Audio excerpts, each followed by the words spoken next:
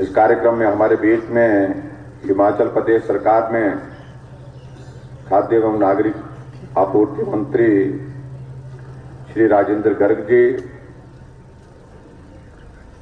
हमारे बीच में आपके इस विधानसभा क्षेत्र के लोकप्रिय विधायक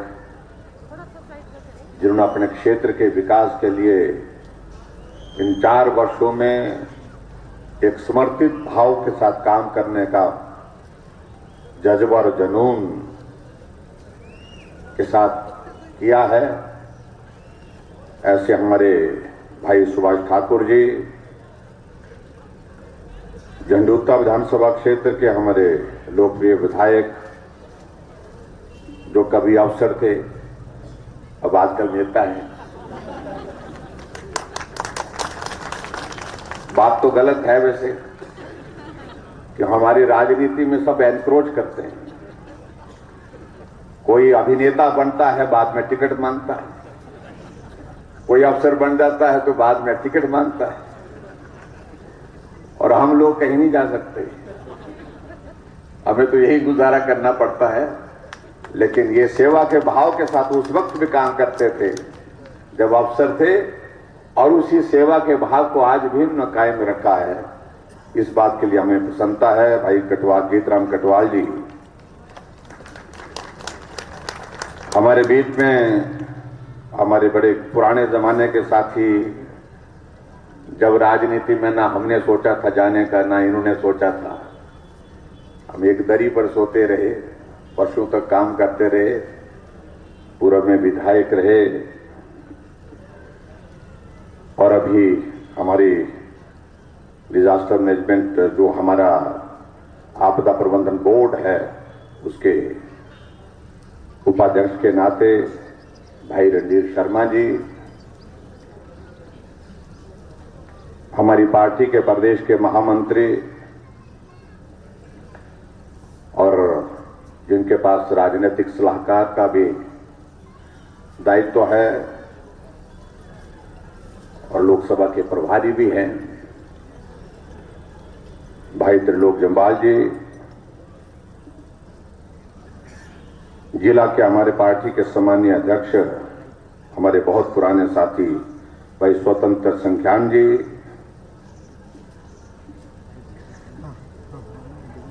जिला परिषद की अध्यक्षा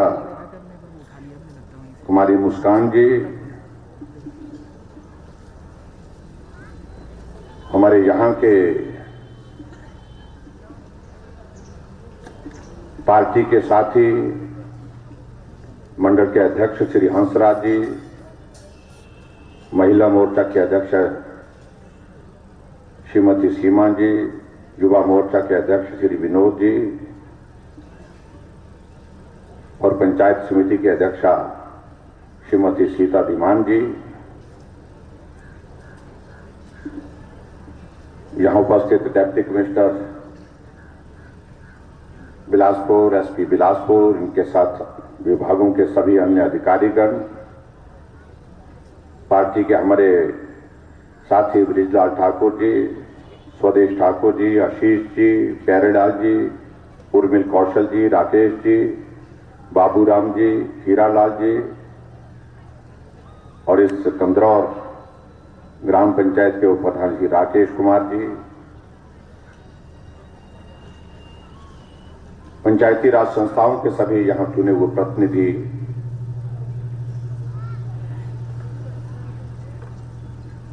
पत्रकार मित्रों, भाइयों बहनों, मुझे आज के इस कार्यक्रम में आपके बीच में यहां पहुंचने पर प्रसन्नता है कि मौसम ने हम पर रहम किया, और बहुत पिछली बार तो मौसम बहुत बेरहम था। मौसम विभाग की तरफ से जब मैं देख रहा था कि मुझे लगा कि 23 सितंबर का कार्यक्रम जो हमने यहां पर निर्धारित किया था, इसी स्थान पर तय किया था, और जो बारिश के कारण, मौसम के कारण हमारा हो नहीं पाया, और हम सुबह से बन ठन करके बैठे हुए थे कि आपके इस कार्यक्रम में पहुंचना है, लेकिन मौसम इतना खराब था कि जिसके कारण आना संभव नहीं हुआ।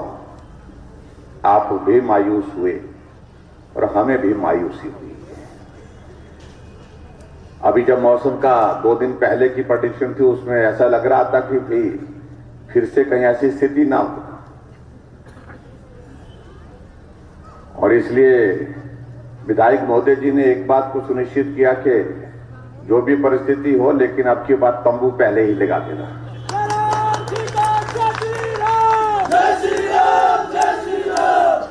और तंबू भी ऐसा लगाया कि अगर पानी बारिश हो भी जाए तो अंदर की सभा कम से कम अंदर कार्यक्रम जो है वो प्रभावित नहीं होगा। लेकिन शायद इनकी दुआ सुन ली, आपकी भी दुआ सुन ली दिल की भगवान ने, और आज का ये कार्यक्रम बहुत अच्छे माहौल में, अच्छे मौसम में यहां पर हो रहा है। और आप सब ने गर्मजोशी के साथ हमारा अभिनंदन किया, स्वागत किया, उसके लिए मैं आप सबका बहुत बहुत धन्यवाद करता हूं।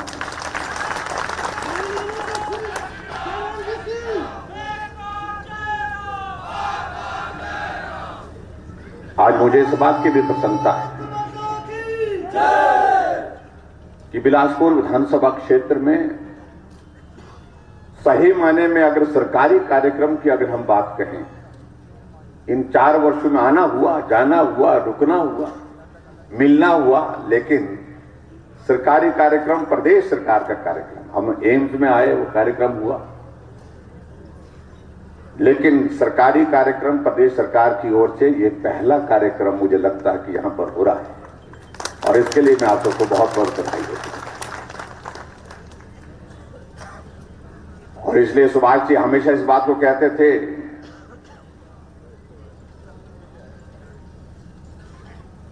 कि मेरे यहां आना नहीं हुआ, और हम बोलते थे एक बार नहीं अनेक बार आना हुआ। बोलते वो आना जाना, बोलता वो आना भी कोई आना हुआ। बोलते जब हम एक कार्यक्रम के रूप में कोई आयोजन नहीं कर पाए, लेकिन आज इस बात को लेकर के मैं आप सबको बधाई देता हूं। सामने दीवार लगी है, और मैं समझता हूं शायद बिलासपुर विधानसभा क्षेत्र में एक दिन में, एक समय पर, एक स्थान पर 5 उद्घाटन और 19 शिलान्यास की पट्टिकाएं एक बार, पहली बार लगी।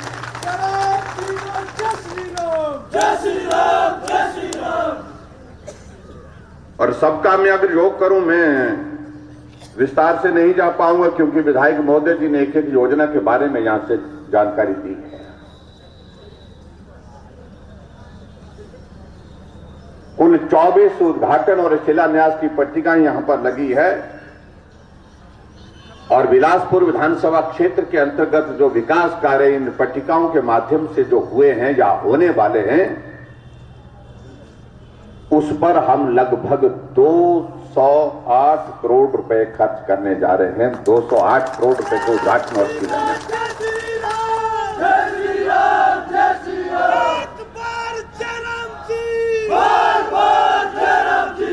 इसलिए आज के सभी उद्घाटन और शिलान्यास के कार्यक्रमों के लिए मैं आप सबको बहुत बहुत बधाई और शुभकामनाएं देता हूं,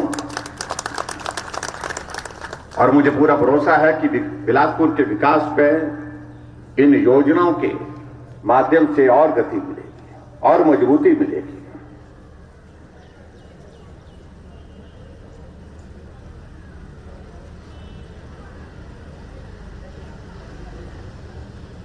वक्त गुजर गया, 4 वर्ष पूरे हो गए,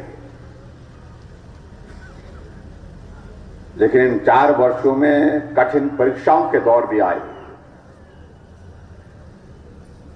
और उन कठिन परीक्षाओं में आप सब लोग चट्टान की तरह खड़े हुए। इस बात के लिए मैं आप सबका हृदय से आभार व्यक्त करता हूं।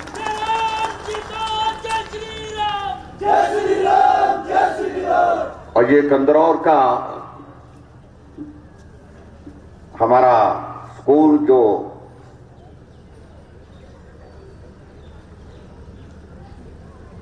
जहां हमारे पार्टी के राष्ट्रीय अध्यक्ष जगत प्रकाश नड्डा जी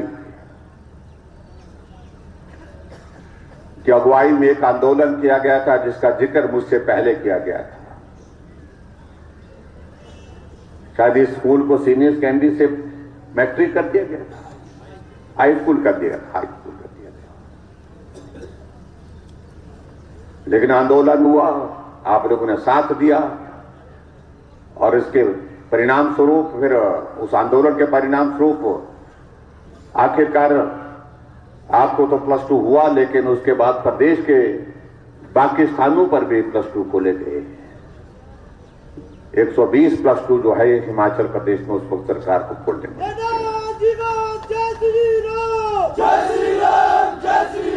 और मेरी बात अधूरी रहेगी अगर यहां आने के पश्चात में अगर इस बात का जिक्र नहीं करूं,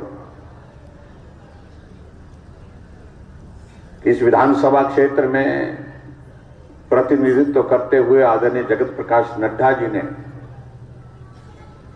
लंबे दौर तक आपका नेतृत्व किया, क्षेत्र के विकास के लिए काम किया, और वही जगत प्रकाश नड्डा जी आज भारतीय जनता पार्टी के राष्ट्रीय अध्यक्ष हैं। यह हमारे लिए कितना गर्व का विषय है।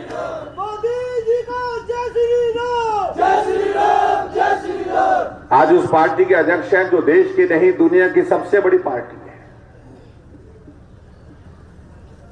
और उनके विकास कार्य को किए जिन लोगों को, जिन गांवों को लाभ मिला, उसके लिए भी आदरणीय नड्डा जी का आभार व्यक्त करता हूं। और निश्चित रूप से मैं इस बात को मैं देख रहा हूं कि आदरणीय नड्डा जी के नेतृत्व में जहां भारतीय जनता पार्टी पूरे देश भर में मजबूती से आगे बढ़ रही है, वहीं नरेंद्र भाई मोदी जी अपने देश के प्रधानमंत्री के बतौर तो हम सब लोग उनको अपने दिल के करीब रखते हैं, सबसे लोकप्रिय प्रधानमंत्री के नाते, लेकिन दुनिया के भी सबसे लोकप्रिय नेता के रूप में आदरणीय नरेंद्र भाई मोदी जी सारे सर्वेक्षण में आते हैं, इसलिए उनको भी मैं बधाई देता हूं।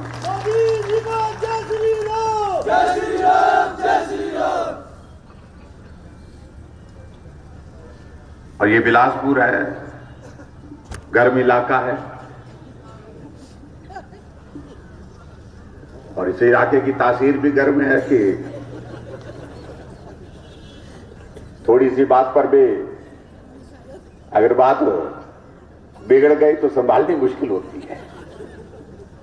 ये कुछ एक इलाके होते हैं हमारे पर, सभी जगह होते हैं, बिलासपुर का भी ऐसा है। और वैसे भी यहां पर कहा जाता है कि मेला तो, बड़े मेले तो छिंद के ही होते हैं यहां पर। हमारे जो दूसरे पहाड़ है हिमाचल प्रदेश के, जहां हम हैं, मंडी वाले हैं, कुल्लू वाले हैं,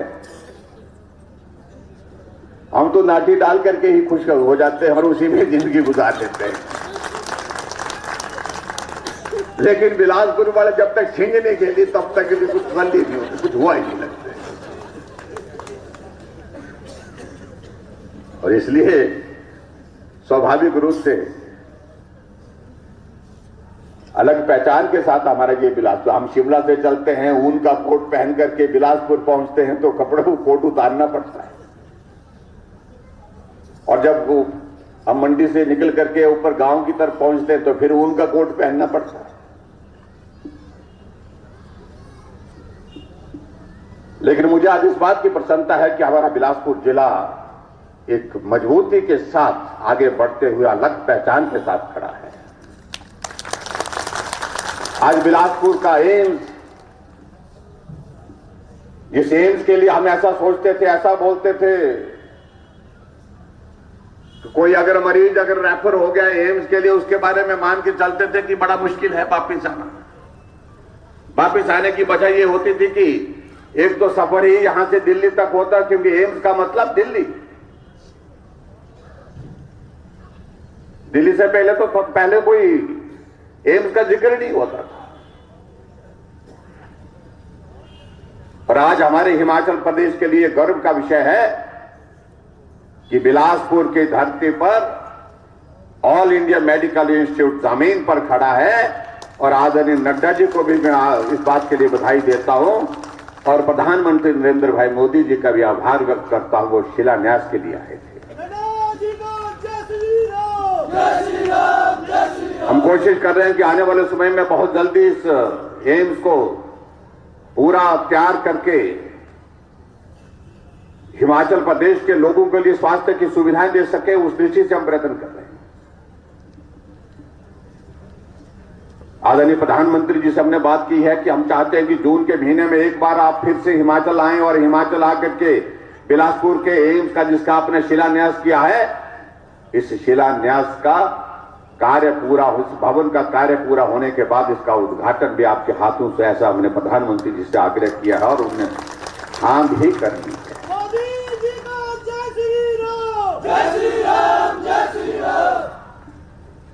अभी 4 वर्ष का कार्यकाल हुआ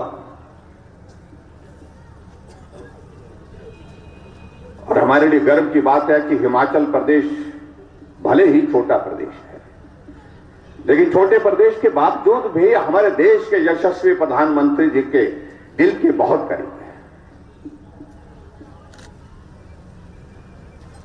जिस दिन हिमाचल में सरकार बनी, प्रधानमंत्री जी शपथ ग्रहण समारोह में पहुंचे और ये हिमाचल के इतिहास में पहली बार हुआ कि देश के प्रधानमंत्री छोटे से प्रदेश हिमाचल प्रदेश के मुख्यमंत्री के शपथ ग्रहण समारोह के हिस्सा बने, हमें आशीर्वाद दिया। और उसके बाद जब 1 साल हिमाचल प्रदेश में हमारी सरकार का पूरा हुआ, हमने फिर से आग्रह किया कि हम चाहते हैं कि हिमाचल आए और आशीर्वाद दें, शुभकामनाएं दें। उन्होंने आने के लिए मना नहीं कहा मैं जरूर आऊंगा। धर्मशाला में कार्यक्रम किया 1 साल पूरा होने पर और हमको शुभकामनाएं दी। 2 साल पूरा होने से पहले हमने हिमाचल प्रदेश में ग्लोबल इन्वेस्टर्स मीट का एक नया आयोजन किया। वो एक नया काम था जो आज से पहले हिमाचल प्रदेश में करने की किसी सरकार ने हिम्मत नहीं की।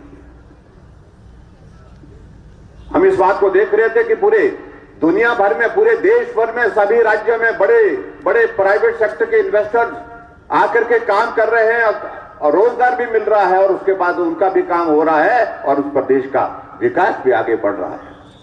हमने कहा हिमाचल क्यों ना सोचे। हमने उस दिशा में आगे बढ़कर के काम किया। कई लोगों ने कहा कि ये काम करने लायक नहीं है, कई लोगों ने कहा कि बहुत कोशिशें हुई आज से पहले लेकिन हुआ नहीं है। हमने कहा अगर यही सोच करके हम ऐसा मान करके चले कि अगर ये हुआ नहीं है और इसलिए हम नहीं करेंगे, ऐसा छोड़ना उचित नहीं है। हमने कहा हम करने की कोशिश करेंगे और आगे आदमी वही बढ़ता जो कदम बढ़ाता है। और हमने कदम आगे बढ़ाया और धर्मशाला में उस ग्लोबल इन्वेस्टर्स मीट में 96,000 करोड़ रुपए के हमने MOU साइन किए और प्रधानमंत्री नरेंद्र मोदी जी हमको शुभकामनाएं देने के लिए आए। और वहां के बाद 1 महीने के पश्चात, उसके बाद शिमला में जब हमारा 2 साल का कार्यकाल पूरा हुआ हमारी सरकार का, देश के हमारे गृह मंत्री अमित शाह जी आए और उनके साथ हमारी पार्टी के राष्ट्रीय अध्यक्ष जगत प्रकाश नड्डा जी आए और 13,600 करोड़ रुपए का ग्राउंड ब्रेकिंग किया। और जो 13,600 करोड़ के ग्राउंड ब्रेकिंग हुआ उसमें से 95% से ज्यादा जमीन पर काम करना शुरू हो चुका है।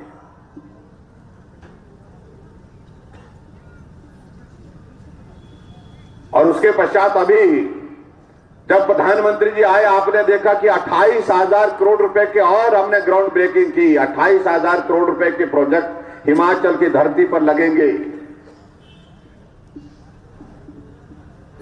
और उसके साथ साथ में आदरणीय प्रधानमंत्री जी ने, वो भी हिमाचल के इतिहास में मुझे लगता है कि लंबे समय तक एक याद रहेगी। यहां हिमाचल में प्रधानमंत्री आए, कुछ आए ऐसे भी आए कि जो शिमला के रिज के मैदान पर जो है वो सभा के समापन तक जो है वो पल सोते ही रह गए। मैं उसमें कोई टिप्पणी नहीं करना चाहता, लेकिन 5 वर्ष में एक बार लाना मुश्किल हो जाता था प्रधानमंत्री को यहां पर। 4 साल में 5 बार प्रधानमंत्री जी आ गए।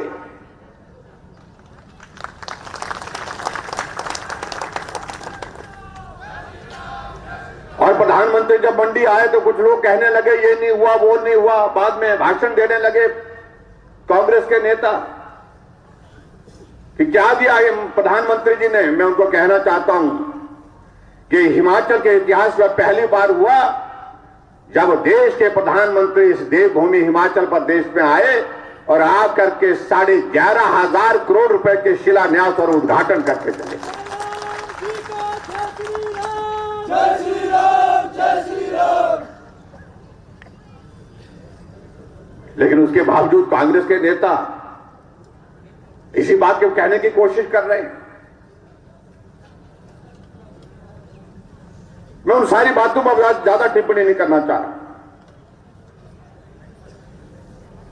हमारे लिए प्रसन्नता है कि देश के प्रधानमंत्री जी हमारे हिमाचल प्रदेश में 4 वर्षों में 5 बार हमारे बीच में आ चुके हैं। और जब भी हिमाचल आते हैं वो इस बात का जिक्र करते हैं कि जब भी मैं हिमाचल आता हूं तो मुझे लगता है कि मैं अपने घर आया। इससे प्रसन्नता का विषय क्या हो सकता है। एक प्रधानमंत्री अटल जी थे जो बतौर प्रधानमंत्री भी पूरे देश की सरकार का संचालन 5-6 दिन के लिए हिमाचल की प्रीणी के गांव, मनाली के प्रीणी के गांव से करते थे। हर बार आते थे, सत्ता में रहे तब भी और सत्ता में नहीं रहे तब भी आते थे। और एक प्रधानमंत्री नरेंद्र भाई मोदी जी जब भी हम बोलते हैं उनको हिमाचल प्रदेश आने के लिए निवेदन करते हैं, सब कुछ छोड़ करके हिमाचल में लोगों को मिलने के लिए आते हैं, हमें आशीर्वाद शुभकामना देने के लिए आते हैं। अभी 5 प्रदेशों के चुनाव हो रहे हैं। मैं संकोच से बात कर रहा था, मुझे लग रहा था कि संभव नहीं हो पाएगा। मैंने कहा कि आप समय दे सकते हैं तो हमें अच्छा लगेगा। तो उन्होंने मुझे टिप्पणी करते हुए टोका। उन्होंने कहा मुझे कि तुमको ही अच्छा नहीं, मुझे भी अच्छा लगेगा, मैं आऊंगा, जरूर आऊंगा। और 4 तारीख और 27 दिसंबर को आकर के वहां चौथी बार हमारे बीच।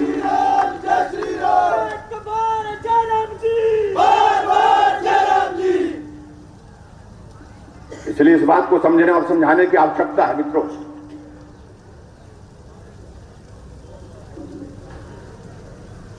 एक दौर बीच में इस कोविड का जो हमने जिसका सामना किया, आप सब लोगों ने सामना किया, सही मायने में सच कह रहा हूं कि बहुत परीक्षा का ये दौर रहा है।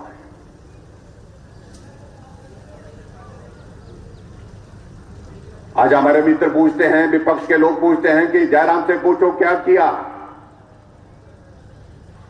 अरे मुझे कहते हैं कि हिमाचल प्रदेश में आप लोन ले रहे हैं, जैसे कि तुम बिल्कुल लोन लेते ही नहीं थे। हमें तो लोन इसलिए लेना पड़ रहा है कि 50,000 करोड़ का ऋण आपने ले रखा है और 50,000 करोड़ का ऋण के तले हमको इस हिमाचल को जब 4 वर्ष पहले सौंपा है, और जबकि उस वक्त कोरोना भी नहीं था। आज तो हम कोविड के दौर में से गुजर रहे हैं। और ये सिर्फ कांग्रेस का दोष है, कांग्रेस की सरकारें जो लंबे समय तक रही इस प्रदेश में। अगर इस प्रदेश को अगर कर्ज के नीचे अगर दफन किया है, दबाया है, तो उसमें सबसे बड़ा किसी का योगदान है वो कांग्रेस पार्टी के नेताओं का है, कांग्रेस पार्टी की सत्ता का है। लंबे समय तक सत्ता में रहे, लोन लेते रहे, अनंत करते रहे, मजे करते रहे।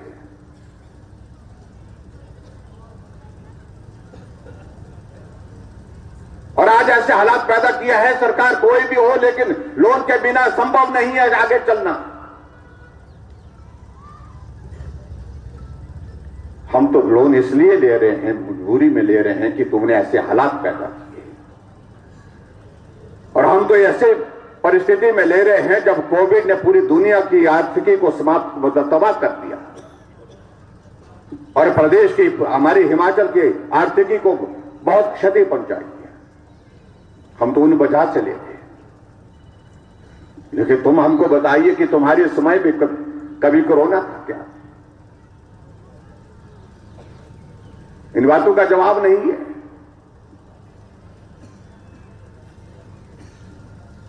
भाषण देने लगते हैं कि ये नहीं हुआ, ऐसा होना चाहिए, वैसा होना चाहिए था। इतना बड़ा सदी का सबसे बड़ा संकट हमारे सामने, जिसकी कल्पना आदमी ने कभी जिंदगी में की नहीं थी कि ऐसा भी वक्त आएगा जब हमको घर से बाहर निकलना मुश्किल हो जाएगा। अगर घर से बाहर निकल भी गए तो बहुत संभल करके चलना होगा, फासले बना करके चलना होगा, फासले बना करके बैठना होगा। कभी नहीं सोचा था आदमी ने,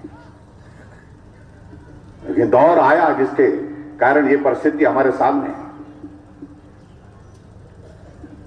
हमसे पूछते हैं कि आपने क्या किया।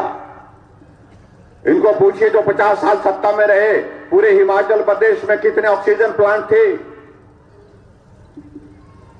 पूरे हिमाचल प्रदेश में 50 साल जो पार्टी सत्ता में रही, उसके जमाने में 2 ऑक्सीजन प्लांट थे हिमाचल प्रदेश में, एक आईजीएमसी शिमला, दूसरा टांडा मेडिकल कॉलेज में। और हमसे हिसाब पूछ रहे हैं। अगर हिसाब पूछ रहे हैं तो देना भी पड़ेगा, हमको देना भी चाहिए। तुम 50 साल सत्ता में रहे, तुमने 2 ऑक्सीजन के प्लांट हिमाचल प्रदेश में लगाए, हमने 41 लगाए, 41 लगाए। पिछले कल हमने उनका उद्घाटन किया, एक और का उद्घाटन किया। कितने वेंटिलेटर थे जो 50 साल सत्ता में रहे। जब ये कोविड का दौर आया, मैंने अधिकारियों को पूछा भी बताइए हमको, कहा कि वेंटिलेटर की जरूरत है। हमने कहा वेंटिलेटर तो होंगे, बोलते नहीं जी कम है, बहुत कम है। कितने हैं? एक दूसरे का चेहरा देखते रहे लेकिन नंबर नहीं बताए। तो मैंने कहा है कितने बताओ तो सही। कहा कि है तो 50 कर है, लेकिन उसमें चलते हैं कि भाई 28-29 चलते हैं, बाकी तो चलते ही। 50 साल सत्ता में रहे और वेंटिलेटर की संख्या चलने वालों की 30 से भी कम थी।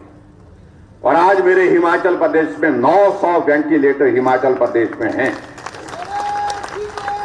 हमसे पूछ रहे हैं। मैं पार्टी के सब साथियों का भी धन्यवाद करना चाहूंगा। इस संकट के क्षण में हमने कहा कि मदद की जरूरत है। राजनीति में हम जब करने की बात होगी बातें, उस तरह से बातें तब करेंगे, लेकिन इस वक्त समाज को सेवा की जरूरत है, आपकी मदद की जरूरत है। और हमारी पार्टी के सब साथी घर छोड़ करके निकले। जहां राशन देने की जरूरत थी वहां राशन दिया, जहां मास्क बांटने की जरूरत थी वहां पर मास्क बांटे गए। और महिला मोर्चा ने लाखों की तादाद में मास्क खुद बना करके घर घर में पहुंचाए। और कांग्रेस के नेताओं से पूछते तुम हमको बताओ तुमने क्या किया। और कांग्रेस के नेता जब ये दौर चल रहा था बोलते हमने भी बहुत कुछ किया। एक बिल बना दिया, उस बिल पर कहा कि हमने इतने सैनिटाइजर बांटे, इतने मास्क बांटे, इतने पीपी किट बांटे। आपके ब्लॉक में पता नहीं किस किस को पीपी किट मिला होगा, मालूम नहीं। और बिल बना दिया कितने का? 12 करोड़ का। कितने? 12 करोड़ का। 12 करोड़ का बिल बना दिया। और पार्टी हाईकमान को भेज दिया कि हमने हिमाचल प्रदेश में इस कोविड के दौरान इतना मास्क और सैनिटाइजर बांट करके जो है पीपी किट बांट कर खर्च किया है, ये 12 करोड़ रुपए हमारे खाते में डाल।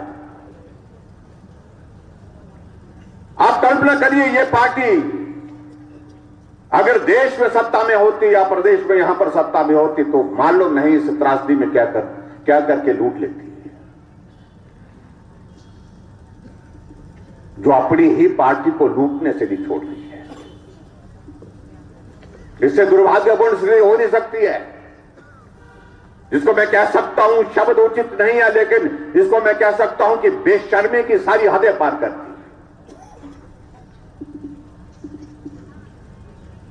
हमारे पार्टी के साथी जाकर के, हमारे विधायक जाकर के जहां मरीज संक्रमित होकर के दुनिया से चला गया, परिवार के लोगों ने कहा कि हम इसका अंतिम संस्कार करने की स्थिति में नहीं है। हमने सरकार की ओर से भी किया और कुछ जगह तो मेरे पार्टी के साथी, पार्टी के विधायक जाकर के उस डेड बॉडी को लेकर के शमशान घाट ले गए और वहां पर अंतिम संस्कार भी उन्होंने अपने हाथों से किया। एकमात्र राजनीतिक दल भारतीय जनता पार्टी जिसने इस संकट के क्षण में लोगों का साथ दिया, सहयोग किया। बाकी लोग राजनीति ही करते थे। हमारा मार्गदर्शन करते रहे।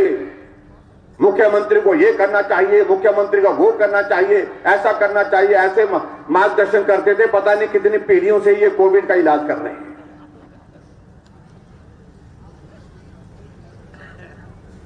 इसलिए उनके बारे में ज्यादा क्या कहें।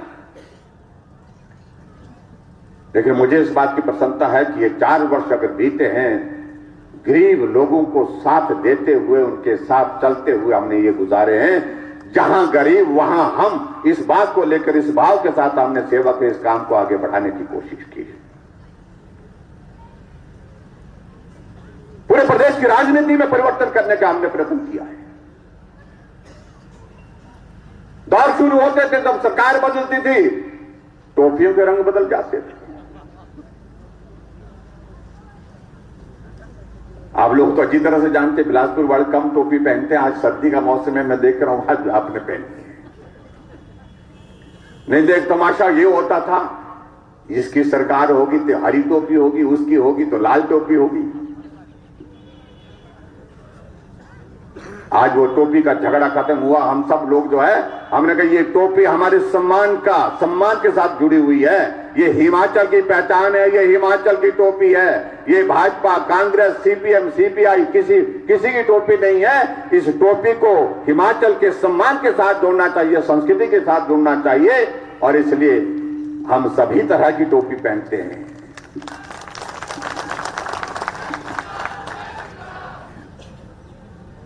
इसलिए बहुत सारी चीजें हैं, उन बातों को लेकर के कहेंगे तो बहुत लंबी बात हो जाएगी।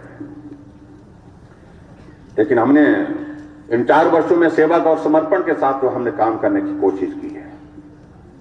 बुजुर्गों को पेंशन लगनी चाहिए। बुजुर्ग, मेरे दिल में एक बात थी, जब हम लोगों के बीच में कार्यक्रम में जाते थे, भीड़ में बुजुर्ग धक्के खा करके खड़े होकर के लाठी का सहारा लेकर के कागज हमारे हाथ में पकड़ाते थे और कहते थे पेंशन लगा दो। और हमने कहा ये सचमुच में इस कलयुग में बहुत बड़ा अपमान हमारे बुजुर्गों का है। और कई बार तो ऐसा भी हम देखते थे, और जो सच्चाई भी, जिसको हमको स्वीकार भी करना चाहिए, ये परिस्थिति हमारे सामने आज की तारीख में हकीकत है। घर में सब हैं लेकिन बुजुर्ग के साथ कोई नहीं। बुजुर्ग घर के कोने का हिस्सा बनकर के रह गया है।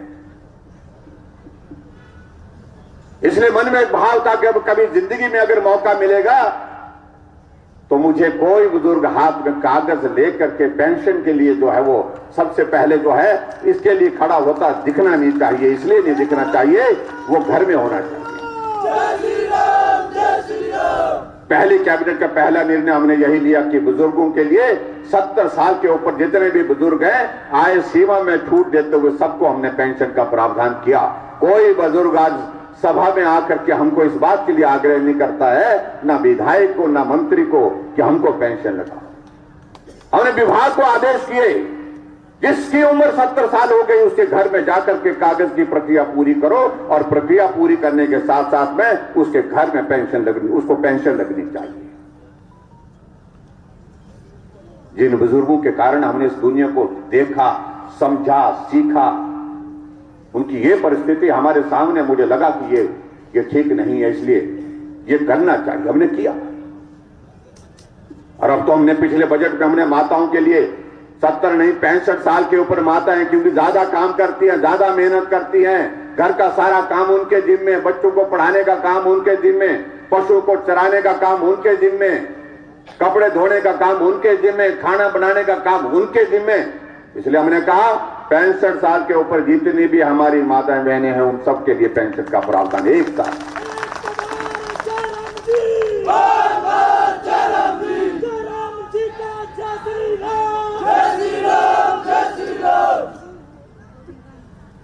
और सही कहता हूं मैं इस बात को नहीं, हमें उन बुजुर्गों के हाथों से लिखे हुए पत्र प्राप्त हुए। इस बात का मैं कई बार सार्वजनिक स्थल पर जिक्र करता हूं, मैं उनके नाम का जिक्र नहीं करना चाहता, लेकिन यह हकीकत है। उन बुजुर्गों ने हाथ से लिख करके दिया, पत्र लिखे कि घर में सब है, बुजुर्ग है, घर में परिवार भरा पूरा है, लेकिन बेटे की भूमिका आपने निभाई, इसके लिए हम आपको बधाई देते हैं, आपको आशीर्वाद देते हैं। जब हम इन बातों का जिक्र करते हैं, कांग्रेसी बोलते हैं पेंशन तो हम भी देते थे। हमने कहा कब देते थे? बोलते हम भी बुजुर्गों के लिए पेंशन देते थे। कब देते थे? जब 80 साल की उम्र हो जाती थी, जब वो या तो चला जाता था या तो जाने का इंतजार होता था, आने लायक नहीं रहता था। टेक्निकल आदमी है बहुत ज्यादा ही, कि 80 साल के ऊपर भाषण दो, 80 साल के ऊपर बुजुर्गों के लिए पेंशन लगा देंगे, क्योंकि बहुत सारे तो निकल गए होंगे, जो निकले नहीं वो आने के लायक नहीं है, मांगने के लायक नहीं होंगे, चाहे वो आने की स्थिति में नहीं होंगे। इसलिए बोलने में क्या अर्थ है? बुजुर्गों के साथ उन्होंने परिहास किया, मजाक किया, और उसी तरह से आगे बढ़ करके हमने अलग अलग योजनाओं के माध्यम से काम करने की कोशिश की। जनमंच से लोगों की समस्याओं का समाधान गांव में हो, घर में हो, वहीं पर हो, उसके नजदीक हो, उस बात को सुनिश्चित करने के लिए हमने प्रयत्न किया, और उसमें मैं कह सकता हूं कि हम दावे के साथ कह सकते हैं कि उसमें हम कामयाब हुए। हमने हिमाचल प्रदेश में एक नई योजना जनमंच की शुरू की, जिसमें लोगों की समस्याओं के समाधान के लिए हमारे मंत्री जाकर के गांव में जाते थे और गांव में जाकर के लोगों की समस्याओं को वहीं पर सुनते थे। इस कोविड के कारण आजकल थोड़ा सा हमारा वो बंद पड़ा था, आने वाले समय में अगर दौर पूरा संभल गया तो हम दोबारा इसको शुरू करेंगे। हजारों की तादाद में, और कुल समस्या मैं कह सकता हूं लगभग 53,000 के लगभग हमको समस्या मिली, और जिनमें से 90% से ज्यादा समस्याओं का समाधान जो है मौके पर किया गया। किसी का नकल ततीमा, किसी का राशन कार्ड, बिजली का कनेक्शन, पानी का कनेक्शन, और मेडिकल का जो हैंडीकैप्ड होता है उसका मेडिकल, वहीं मौके पर ही कागज दिए, मौके पर ही काम करके उसके हाथ में दे दिया। हमारे कांग्रेस के मित्र बोलते कि जयराम से पूछो 4 वर्ष क्या किया। जब जनमंच का कार्यक्रम होता है, लाट साहब कुर्सी पर, अगली कुर्सी पर बैठ जाते हैं। उनको मालूम है कि काम होगा, क्योंकि हमने उसमें ये नहीं रखा कि किस पार्टी का काम करना है, किस पार्टी, हमने कहा एक समाज का काम करना है। सरकार पूरे प्रदेश के लोगों की है,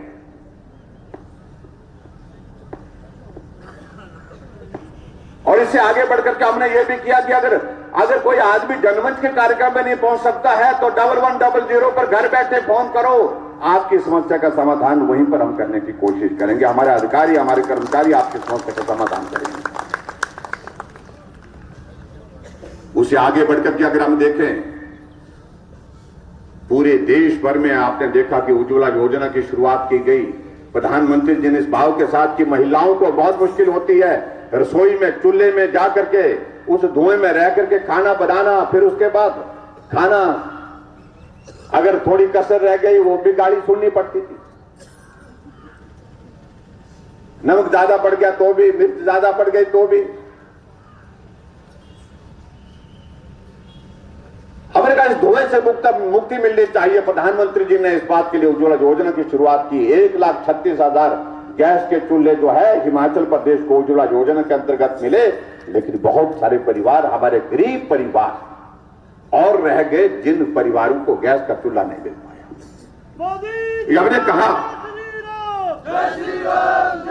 हमने कहा कि बाकियों को अगर गैस का चूल्हा, गरीब जो लोग रह गए हैं, वो जिम्मेवारी हम निभाएंगे। हमने गृहिणी सुविधा योजना की शुरुआत की, और गृहिणी सुविधा योजना क्यों रखा नाम?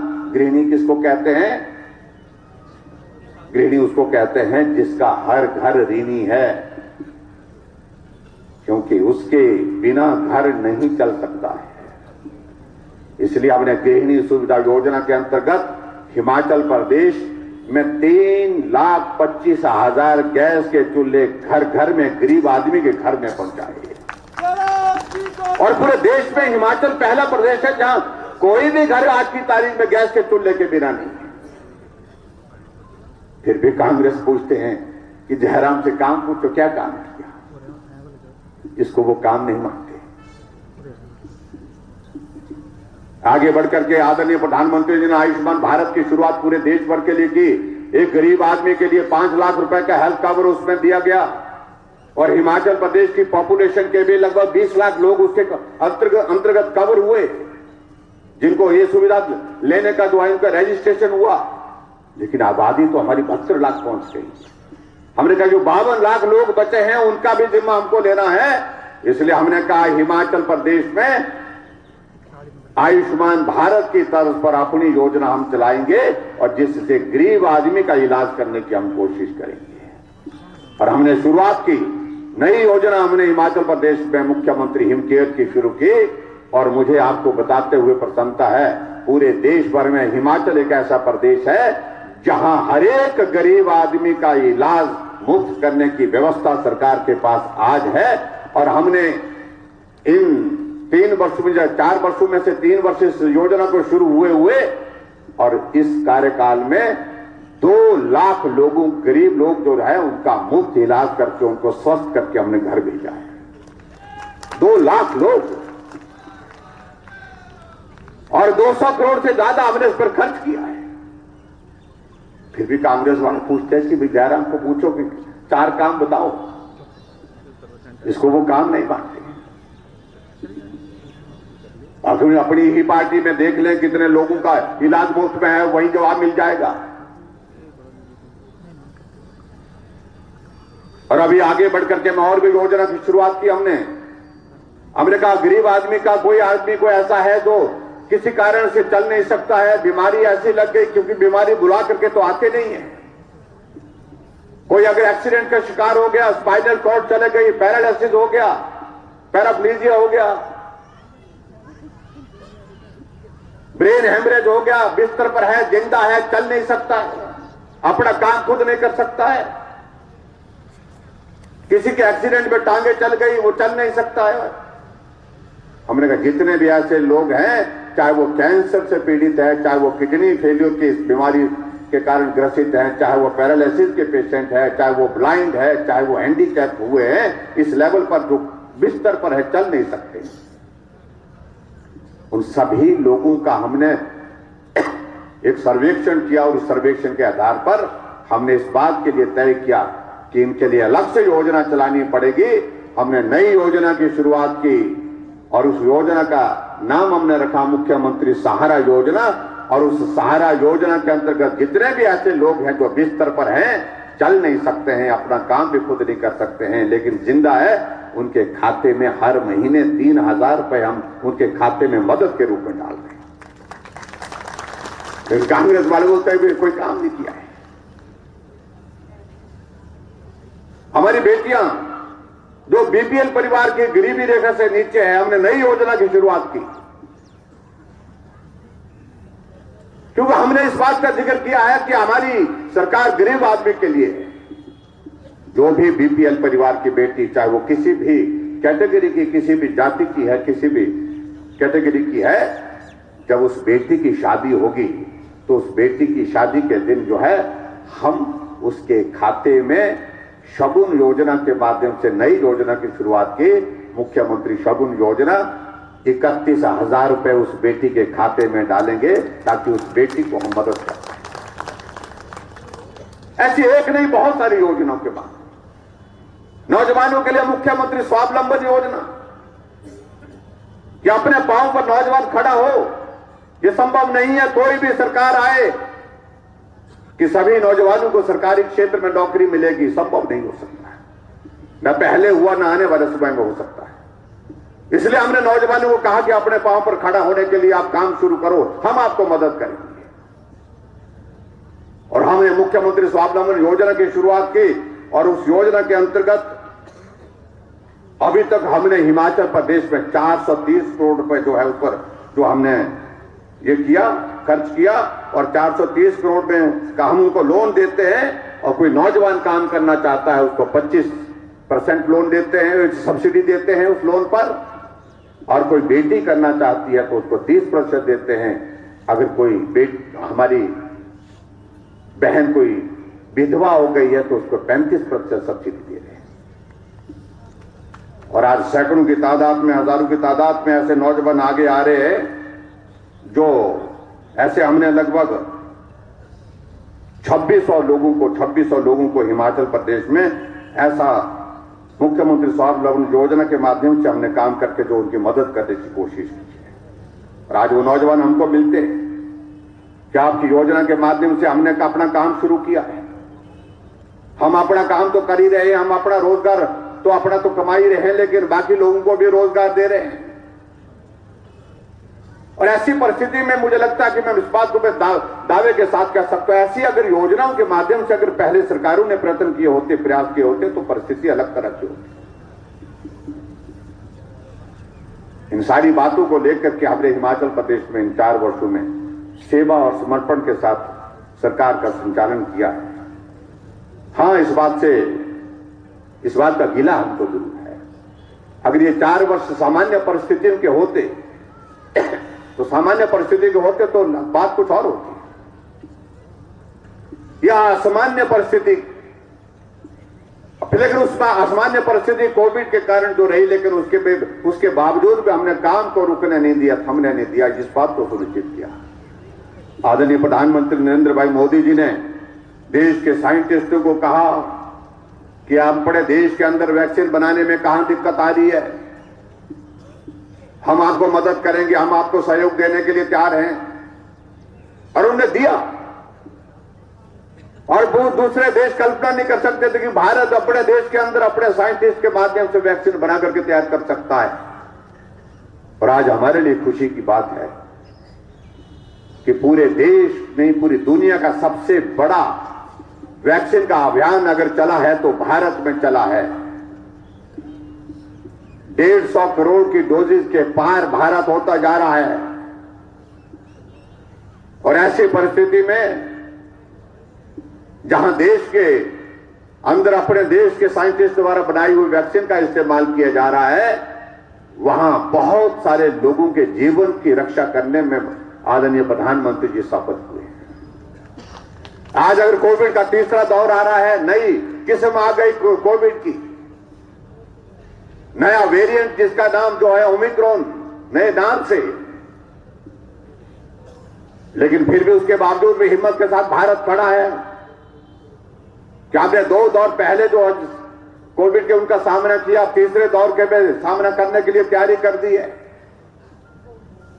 और मुझे इस बात की भी प्रसन्नता है कि आप सबके सहयोग और समर्थन से हिमाचल प्रदेश में भी हमने कोविड वैक्सीन में पूरे देश भर में पहली डोज पर भी पहला स्थान हासिल किया और दूसरी डोज लगाने में भी पहला स्थान हासिल किया।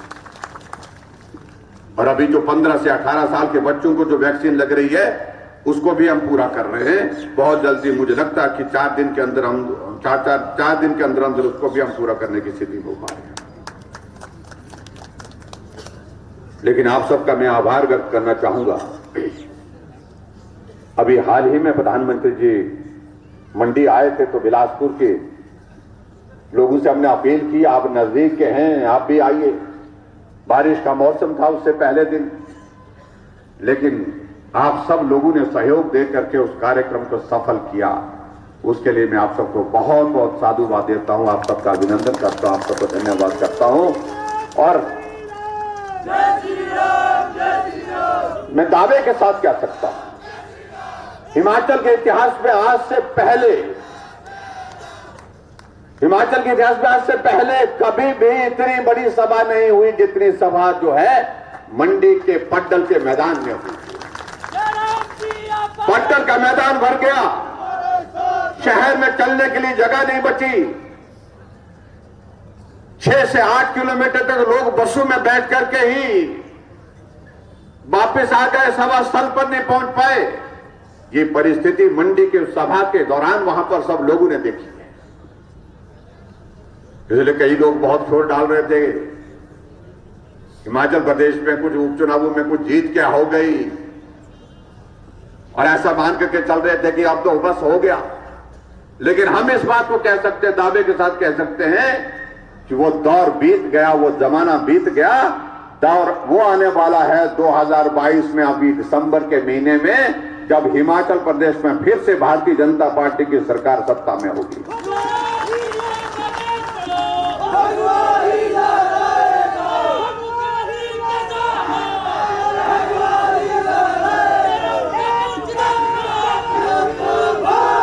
आपके इसमें कार्यक्रम में यहां पर विधायक महोदय जी ने बहुत विस्तार से अपने क्षेत्र के विकास योजनाओं का भी जिक्र किया और उसके बाद कहा कि कुछ और भी, आप तो 4 वर्षों में आए नहीं, इसलिए हमने ये सूची बना के रखी है। जब हम आ रहे थे लूणू के मैदान में उतरने के पश्चात यहां के लिए, तो हमारे साथ यहां मंच पर बैठे बड़े नेता हमारी गाड़ी में घुस गए और आपके विधायक महोदय कहते रहे कि ये भी करना है, सभी बोलते रहे, इधर से भी बोले ये ठीक है जी, करना ही पड़ेगा। सारे वकील एक गाड़ी में डाल दिए और सब वकालत करते रहे। और मैं भी इस बात से सहमत हूं कि बिलासपुर में हालांकि बहुत कुछ हुआ है, बहुत विकास कार्य हुए हैं, लेकिन फिर भी विकास ऐसी चीज है जो हमेशा आगे होनी चाहिए, आगे वो करना ही चाहिए। तो मैं यहां और एस्टीमेट तैयार करने के पश्चात उसको भेजें, लेकिन फिलहाल मैं यहां जब तक एस्टीमेट की बात आती है पूरा उसका प्राकलन यहां पर देने की घोषणा करता हूं और एस्टीमेट आने के बाद उसको पूरा करेंगे जितना भी तरह से लूणू के मैदान तक